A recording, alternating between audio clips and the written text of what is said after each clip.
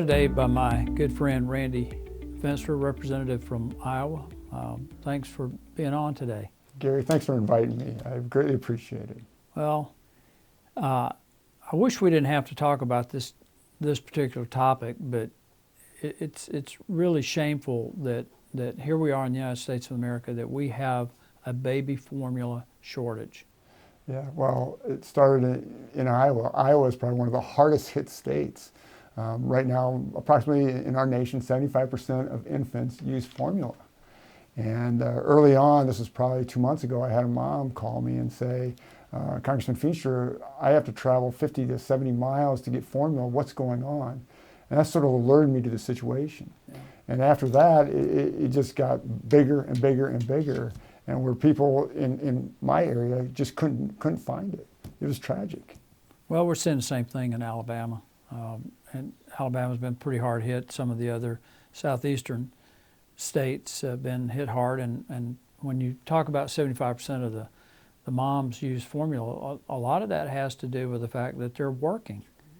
And you have not only a formula shortage, but there are certain types of formula that are specialty that's really caused some panic. Yeah, and that's exactly right. There's certain types of formula that these babies desperately need, and they can't get them. And you think about that. I have 4 children, and I can't imagine trying to figure out a way to feed my child and then driving 40, 50, 75 miles to try to find it.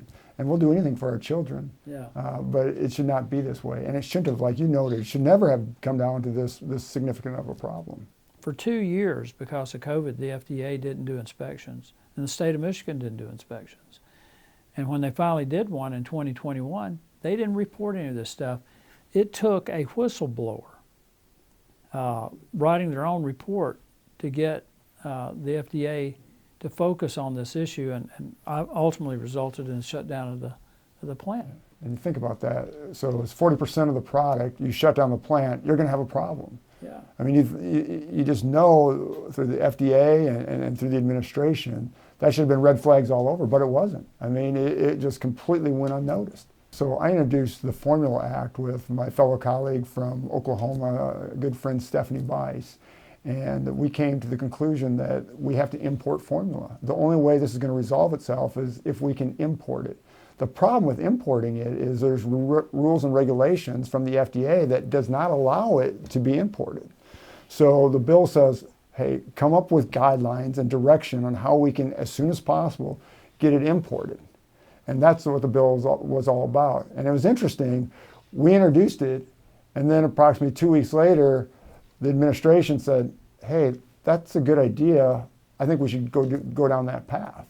And again, just I feel awful that the administration was so asleep at the wheel that they didn't react sooner, and it took a bill like what we put together to alert everybody to the problem and how to resolve it. It never got a hearing, and you know, there was a lot of support from all over the delegation, from all over the nation of pushing this through, and yet because my name probably was Republican, they didn't want to touch it.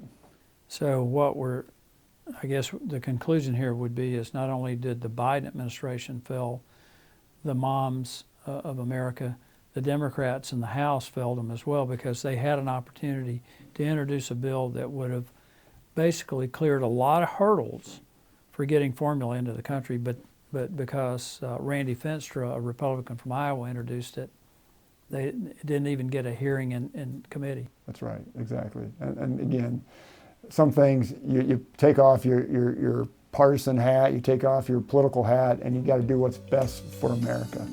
Well, Randy, you've done great work on this. Appreciate you taking time to come on today and talk about it. Gary, thank you, and thank you for all you do.